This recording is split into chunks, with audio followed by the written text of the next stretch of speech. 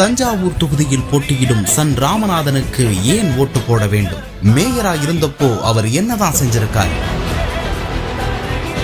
காவிரி கொள்ளிடம் கூட்டு குடிநீர் திட்டம் 68.5 கோடி ரூபாயில் திருவள்ளுவர் வணிக வளாகம், 42 கோடி ரூபாயில் ஒருங்கிணைந்த புற்றுநோய் சிகிச்சை மையம், 133 கோடி ரூபாயில் திடக்கழிவு மேலாண்மை, 139 கோடி ரூபாயில் ஸ்கேட்டிங் ஹாக்கி உள் விளையாட்டு அரங்கம், 69 கோடியே 79 லட்சம் ரூபாயில் மாநாட்டு மைய கட்டிடம், 11.5 கோடி ரூபாயில் ஸ்டம்ப் பார்க், 2 கோடியே 95 லட்சம் ரூபாயில் மேம்படுத்தப்பட்ட பெத்தண்ணன் கலையரங்கம், 20 கோடியே 26 லட்சம் ரூபாய் மதிப்பில் புதுப்பிக்கப்பட்ட மார்க்கெட், புதிய ஆம்னி பேருந்து நிலையம், மாநகராட்சி பள்ளிகளில் ஸ்மார்ட் கிளாஸ், பொதுமக்கள் தங்கள் குறைகளை தெரிவிக்க புதிய செயலி, பாதுகாப்பை பலப்படுத்த 1400 சிசிடிவி கேமராக்கள், 15 கண்காணிப்பு திரைகள் கொண்ட கழுகு பார்வையில் தஞ்சை கண்காணிப்பு மையம், 1400 ஆண்டுகள் பழமையான கருணாசாமி குளம் புனரமைப்பு, சிவகங்கை பூங்கா புனரமைப்பு, நியோ டைட்டில் பார்க்,